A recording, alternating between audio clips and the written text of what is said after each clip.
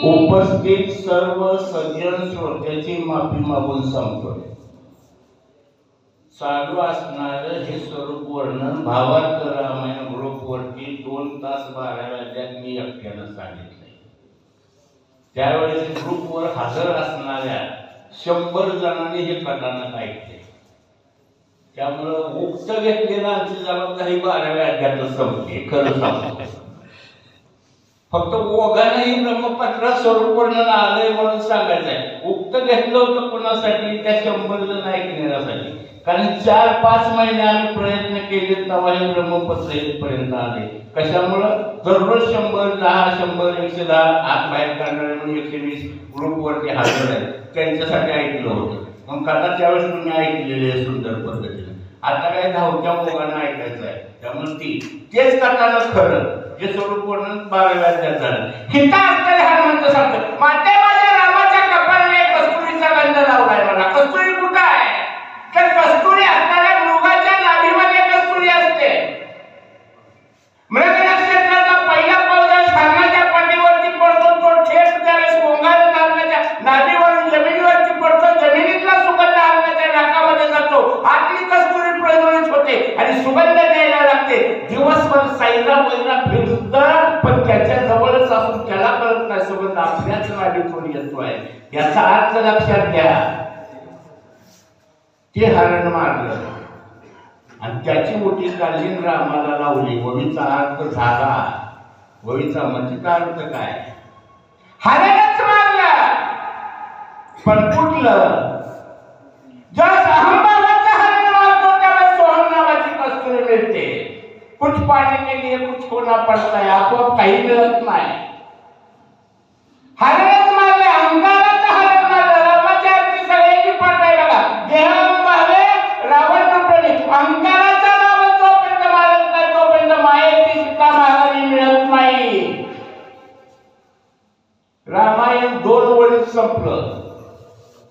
जोपर्यंत अहंकाराचा रावण मारत नाही तोपर्यंत मायेची सीता महाराणी मिळत नाही. रावणाने सीता खरी नेसली का मायेची नेसली हो?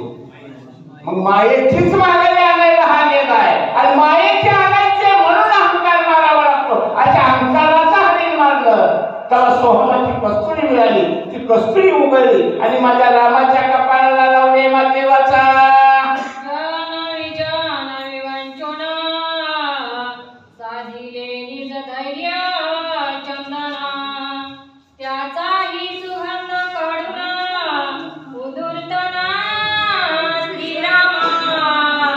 कस्तुरी मळवट चंदनाची ओटी रुळे मालकंठी वैजयंती. माते माझ्या रामाच्या कपाळाला एक चंदनाची ओटी लावलेली. मला चंदनाची ओटी. मग चंदन किती पद्धतीचं? चंदन 2 पद्धतीचं. एक मलियांगरू आणि दुसरं कृष्णांगरू. मलियांगरू म्हणजे तुमच्या आमच्या देवळात असतं, काही जणांच्या घरात असतं. आणि मलियांगरूचा शेवटचा सोपा उपाय सांगू का? शेवटी जाताना उशीखाली एक लाकूड घालतात बघा चंदना. ते एक मलियांगरू असतं बघा. 100-200 रुपये किलो मिळतं. लई महाग नसतं ते. आणि कृष्णांगरू 2005 मध्ये त्याचा दर 7,000 रुपये किलो होता. 2005 मध्ये आमच्या पंढरपूरला भेटलेला ते लेप लावायला आणलं होतं. तेव्हाचा रेट माहिती आहे मला. 2005 मध्ये 7,000 रुपये किलो होता. आताचा माहिती नाही. 25 किलोमीटर फोडू द्या आणि त्या दिशेने वारा आपल्या दिशेने असू द्या. 25 किलोमीटर त्याचा सुगंध येतो. इतकं प्रभावी असं चंदन. एकांतात नसतं, लोकांतात नसतं. एकांताचा त्याग करतं, लोकांचा त्याग करतं आणि देवळात येतं, पण स्वतःला जिजवतं. चंदन दुसऱ्याला कधी जिजवत नाही बघा. चंदन स्वतःला जिजवतं. तुका म्हणे गुण चंदनाच्या अंगी तैसे तुम्ही जगी संत जन. संताला चंदनाची उपमा देतात. आपणासारखी गर्दी तात्काळ नाही, काय वेळ तया नाही. ते चंदन त्या पद्धतीचं. असं चंदन एकांताचा त्याग केला, लोकांचा त्याग केला, जनाचा त्याग केला, विजयाचा त्याग केला. एकांत लोकांचा त्याग करतं आणि असणाऱ्या मंदिरामध्ये येतं. स्वतः दिसतं आणि भगवंताला लेप देतं. वाचा विद्या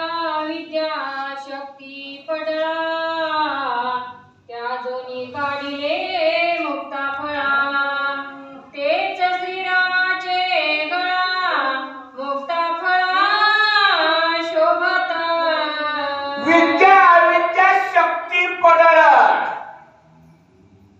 ह्या अध्यायातली पहिली ओळी तुम्ही ऐकली आहे. गिळोनिया ज्ञान अज्ञान, झाला सावधान श्रीरामी. रामाची कथा सांगायची आहे म्हणलं का ज्ञानी होऊनही सांगता येत नाही, अज्ञानी होऊनही सांगता येत नाही. रामाच्या गळ्यात मोती होऊन जायचं आहे. लय विज्ञानी आहे म्हणून मी सांगता येत नाही, विद्या आहे म्हणून मी सांगता येत नाही, अविद्या आहे म्हणून मी सांगता येत नाही. स्वाती नक्षत्रामध्ये समुद्राच्या काठावरती उघड्या असणाऱ्या शिंपड्यामध्ये ज्यावेळेस पावसाचा पहिला थेंब पडतो आणि त्या थेंबाला दुसऱ्या पटलानं झाकलं जातं, म्हणजे खालचं पटल विद्येचं, वरचं पटल अविद्येचं. विद्या विद्येच्या पटलामध्ये पावसाचा थेंब पडतो त्यावेळेस त्या थेंबाचा मोती तयार होतो, त्या थेंबाचा मोती तयार होतो. आणि तो मोतीला मुक्त म्हणतात. मुक्त साधं चिंतन करा, सगळेजण आपण संसारी आहे, मुक्त आहे का आपण? जर आपणच मुक्त नाही तर आपण दुसऱ्याला काय सोडवणार? त्याच्या पुढचं हे सकारात्मक झालं, नकारात्मक घ्या. तुमच्या समोरच कोण बद्ध नाही तर त्याला तुम्ही काय सोडवणार? मुक्ताला सोडवण्यासाठी कोणतर बद्ध असावा लागतो. आणि हे समुद्रामध्ये असणारा हा मोती बद्ध आहे, तोपर्यंत बंदी बरोबर तळाला जातो, तळाला जातो आणि तळला जातो. संसारात पोहतं त्याला तळलं म्हणतात, परमार्थात बुडलं त्याला तळलं म्हणतात. आणि परमार्थात बुडावं लागतं. वेडा झालो वेडा झालो, वेडी याच्या गावा गेलो, ही अवस्था देहाची करून ठेवावी लागते. म्हणून आमच्यासारखे पंढरपूरचे येणे झाले, म्हणून तुमच्यासारख्या सगळ्या येण्यांचं दर्शन झालं. म्हणून हा येण्यांचा मेळा.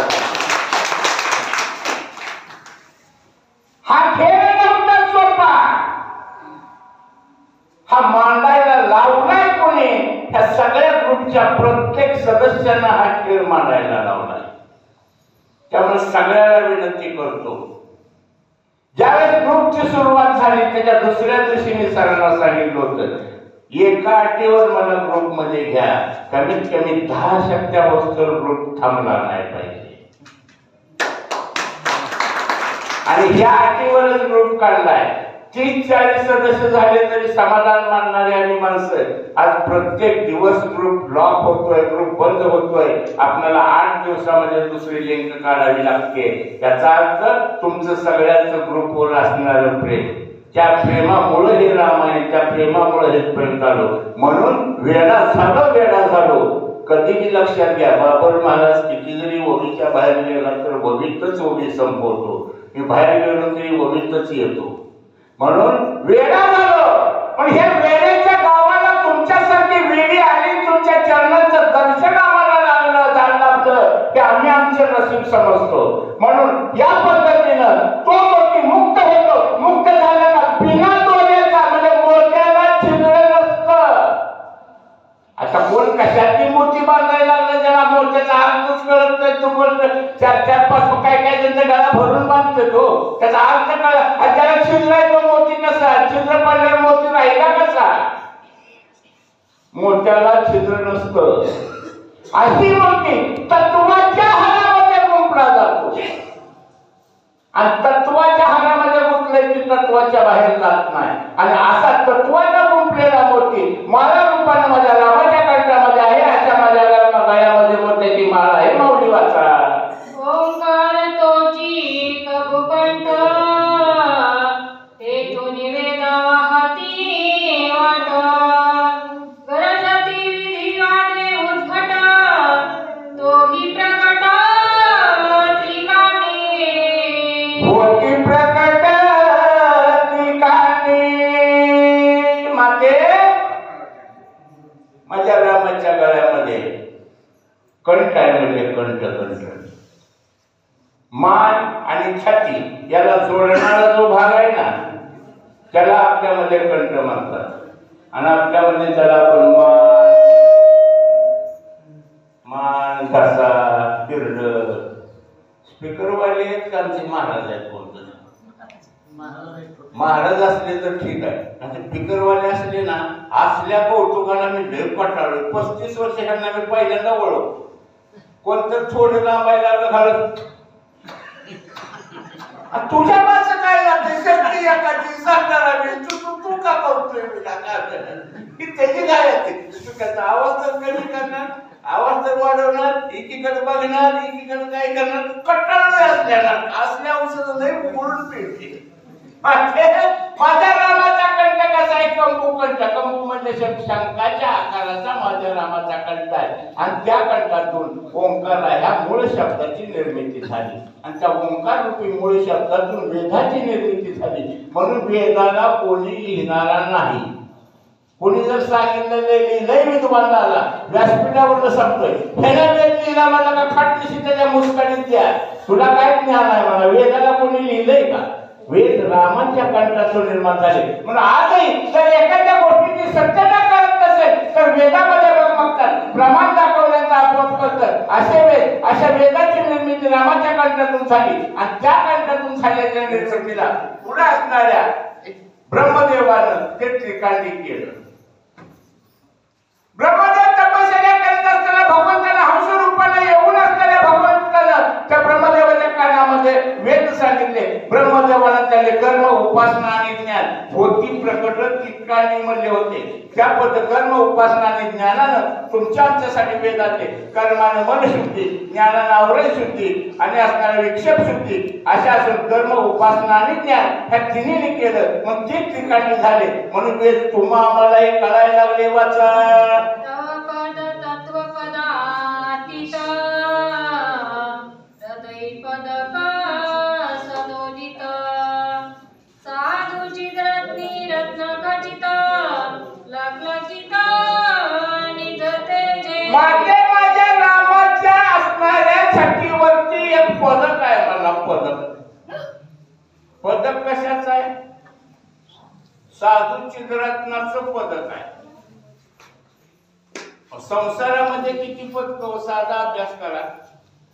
संसारामध्ये 3च, रौप्य, सुवर्ण आणि कांस्य. परमार्थामध्ये किती? 2च, एक तत्पद, एक तोमपद. तत्पद ते माया, तोमपद ते ब्रह्म. म्हणून मग मी सांगितलं होतं, ज्याच्यापासून निर्माण करते त्याला घेऊन पडते. म्हणून माया ब्रह्माला कधी सोडत नाही, आणि ब्रह्म मायेला कधी सोडत नाही. म्हणून राम आणि सीता प्रकृती पुरुषात एकमेकापासून कधी वेगळे गेले नाही. संपलं रामायण. ते अशा रामाच्या छातीवरती तत्पदात बी नाही आणि तो पदात बी नाही, पण सच्चिदानंद नावाचं एक पद आहे. भक्तांना मारलेल्या राज्याचा स्वीकार माझ्या भगवंतानं पदक म्हणून हृदयावरती घेतला आहे, आणि भृगऋषींनी मारलेल्या राज्याचा प्रसाद पदक म्हणून हृदयावरती घेतला, आणि वत्सलांच्या नावाचं पदक म्हणून भगवंतानं ते पदक हृदयावरती स्वीकारलं. अशा माझ्या रामाच्या छातीवरती हृदयाचं पदक आहे, जे स्वरूपता मुक्तीमध्ये भगवंतानं ना सीतेला दिलं, त्या माता रुक्मिणीला दिलं, आपल्याकडेच ठेवलं. ज्याच्या छातीवरती असणाऱ्या राज्याचा स्वीकार तोच तुझा पती. म्हणून माता रुक्मिणीला तुझा पाडव्याला प्रश्न पडला, ओवाळ कुणाला म्हणली? जिकडे बघत तिकडे मेघाला दिसायला लागले. नामदेव महाराज म्हणले, माऊली तसं काय करू नको, प्रत्येकाच्या छातीकडे बघ मला. ज्याच्या छातीवरती लाथेचा शिक्का आहे तोच तुझा पती. हे बाकी सगळे स्वरूपता मुक्त दिलेले. त्यावेळेस माऊलीनं सांगितलं, लाजली गे माये आता कवना वाळू, जिकडे तिकडे आले चतुर्भुज गोपाळू. सगळेच भगवंत आहे, पण ज्याच्या छातीवरती भक्तांना मारलेल्या लाथेचा वत्सलांच्या नावाचा पदक आहे तोच माझा राम आहे. वाचा पदकी काशे कशिला पितांबर श्रीराम काशे चिदंबर जाकी शून्यत्वाचे चित्र काशे अचिद्र श्रीराम. एखादी ओवी लांबील म्हणलं होतं, एवढीच ओवी लांब बरेचशा 2-3 वेळा राहिलेल्या वळून देणार सुंदर वगैरे. म्हणती कासे कशिला पितांबर म्हणते, काय म्हणती? कोणाला माहिती? आणि म्हणते काय म्हणतोय? म्हणती सीता मावळी म्हणजे काय म्हणते? कुणाला माहिती? मला म्हणतात मला माहित नाही म्हणून म्हणते. कोण म्हणतं? लोक म्हणते. कुठली लोक? अजूनपर्यंत मला ती डॉक्टर सापडला नाही आणि अजूनपर्यंत मला ती माणूस सापडला नाही. मला ती एक डॉक्टर सापडला नाही. काय होतंय? कसं तर होतंय. कसं तर वर गोळी देणारा अजून मला डॉक्टर सापडला नाही. आणि लोक म्हणतील ती लोक एक मला अजून कोणी आणून दाखवली नाही. त्यामुळे म्हणती म्हणजे खोट आहे किंवा खरं आहे तर तुझी तू ठरव मला. पण माझंच नक्की नाही. म्हणती कासे कशीला पितांबर म्हणतात. त्या रामानं कमरेला पितांबर घातलाय. पुढच्या चरणामध्ये सांगतात झाकली शून्यत्वाची छिद्र. आता रामाच्या कमरेला पितांबर आहे त्याचं वर्णन आहे का? वर्णन काय सांगितलं? झाकी शून्यत्वाचे छिद्र. शून्य कुठलं आहे? अप्रावरणाशी प्रावरण. सगळ्या ब्रह्मांडाचा पांघरून मी आणि मला पांघरून घालणारा असा माझ्या कमरेला पितांबर नेसवलाय. कुणी? भक्ताने नेसवलाय त्या रामाच्या कमरेला. मग राम म्हणतो माझ्या कमरेला पितांबर नेसवणारा पितांबर केवढा मोठा असेल. साधं चिंतन करा. पृथ्वीपेक्षा 10 पट मोठं पाणी. हिशोब लावत बसा. कोणाला मोबाईल असला तर पट पट पट पट पट. त्याच्यापेक्षा 10 पट मोठं पाण्यापेक्षा 10 पट मोठा अग्नी आहे. अग्नीपेक्षा 10 पट मोठा वायू आहे. वायूपेक्षा 10 पट मोठा आकाश आहे. पृथ्वीपेक्षा आकाश किती पट मोठा आहे? 10 लाख पट मोठा आहे. किती मोठा आहे? 10 लाख पट मोठा आहे. आणि या आकाशाला जुनी माणसं म्हणजे म्हातारीनं खराट्यानं वर पाठव. आता एवढं मोठं आकाश खराट्यानं वर पाठवणारी म्हातारी केवढी असेल हे मला सांगा. पण ती केवढीच असेल ना. एवढं मोठं आकाश वर पाठवायला म्हातारी बसली कुठं असेल ते मला सांगा. कारण पृथ्वीपेक्षा 10 लाख पट मोठा आकाश आहे. पृथ्वीवर तर मावू शकत नाही म्हातारी. बसली कुठं असेल. म्हणून काय म्हणती मिळलं तुमच्या म्हणतीचं उत्तर. खरं खोटं तुझी तू ठरव. म्हणती. पण अशा मोठ्या आकाशाला झाकणारा एक शून्य आहे.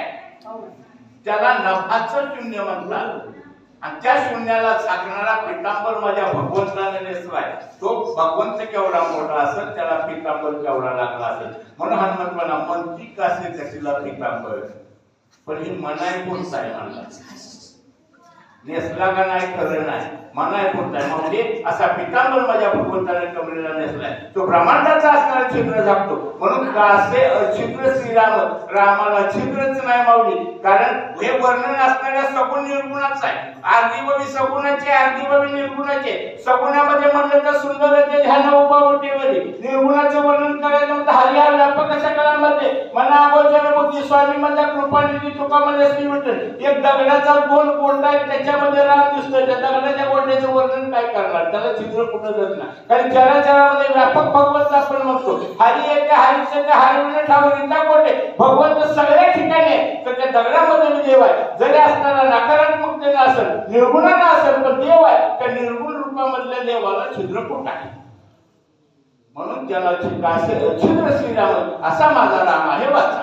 श्रीराम कास त्रड भारी एक पत्नी व्रतधारी. काश लागला ते तारी भवसागरी तारक. माते माते माझा राम कसा आहे. कासेला धड भारी. 4 ओव्या फक्त कमरेवरच्या आहेत. नीट आहे का. एक झाली दुसरी. कसा आहे. कमरेला धड भारी. कासेला कास कंबर. कंबर म्हणजे शरीराचा मध्य. जिथं जन्म आल्यानंतर पहिल्यांदा नाळ तोडतात त्या नाळेला गाठ बांधतात तो मध्य. त्या मध्यापासून खाली शरीर तेवढंच राहतं आणि वर शरीर तेवढंच राहतं. म्हणून त्याला मध्य म्हणतात. म्हणजे कंबर. त्या कमरेला धड भारी. पण कुणाला. तो एक पत्नी व्रत झाली त्याला. आता हे तर सगळे जण आहेत. प्रत्येकाला वाटतं का नाही माझी बायको माझ्या आज्ञेत असावी. माझी बायको पतिव्रत असावी. सगळ्याला वाटतं का नाही. त्या माऊलीला वाटू नये का माझा नवरा पत्नीव्रत असावा. तिला नाही वाटलं पाहिजे का नाही. फक्त आम्हालाच वाटत नाही. म्हणून ही ओवी त्यांच्यासाठी. कुणासाठी. जो काशाला धड आहे पण कुणाला. जो एक पत्नी आहे. मग एक पत्नी कुणी. पुरुषालाही असावं आणि स्त्रीलाही असावं. मग त्याचं एक रूपामध्ये चिंतन येतं बघा. अधिपती एक नाव आहे त्याचं. अधिपती. अधिपती म्हणजे पतीच्या अगोदरचा नवरा. मग तो स्त्रीलाही आहे पुरुषालाही आहे. धरली तुझी कास पंढरीनाथा, त्याच्या कमरेला लागावं. जो त्याच्या कमरेला लागतो निश्चितपणे चालतो. आणि एकदा का त्याच्या कमरेला लागला का तरतो. कसा तरतो? द्रौपदी कशी तरली? त्याच्यावरती विश्वास होता म्हणूनच तरली नाही. दुःशासन वस्त्रहरण करतोय, बिचारा कुठं होता माहित होतं का? धाव म्हणली तुझी बहीण संकटात आहे, धावून आला, शेवटचा पितांबर टाकला. दुःशासनाचे सगळी कौरव सभा आणली होती. प्रल्हाद सप्त पाताळाला जाताना हाके सरशी उडी घालून या स्तंभ फोडली. एका लातेमध्ये स्तंभ फोडला. भक्तासाठीच फोडला ना. जवळचं उदाहरण चोकोबाची पत्नी, चोकोबाची बहीण झाला शारंगधर, वहिनी दारोग ढाका मारी. ननद होऊन तिचं बाळातपण करून आला, हा माझा भगवंत आहे म्हणून जो कमरेला लागला, ज्याने त्याच्या कासेवरती विश्वास ठेवला, त्याला तारल्याशिवाय राहत नाही. अशा माझ्या भगवंताची कंबर आहे. श्रीराम आकळे सगळा भक्त भावार्थ, भक्त भावार्थ कटी मेकळा शूद्र कटी का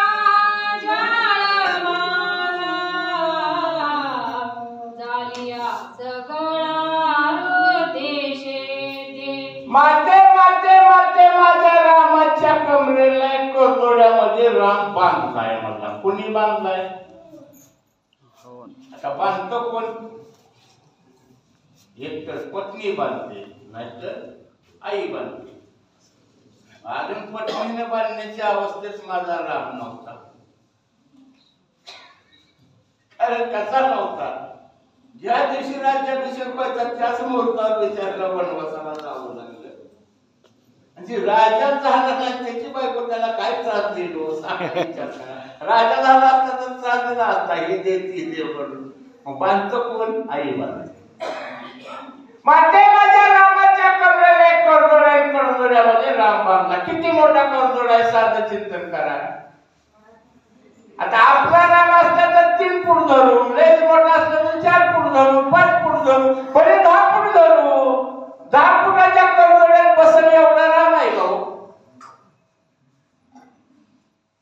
सगुण गुणामध्ये त्याचं वर्णन, निर्गुणामधल्या रामाचं वर्णन तुम्ही काय करणार?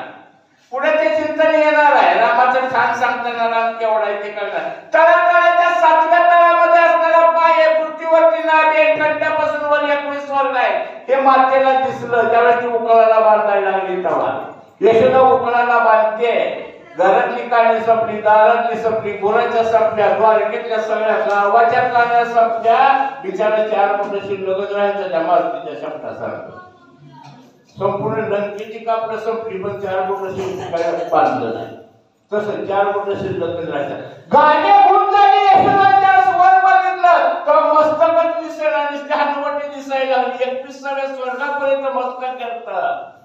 तेव्हा म्हणजे हू बारका मला तुला बांधायचा आहे. आईला बारका व्हावं लागलं तेव्हा तिनं करदोड्यामध्ये बांधला. आणि माझ्या माऊलीनं जनाबाईनं काय केलं?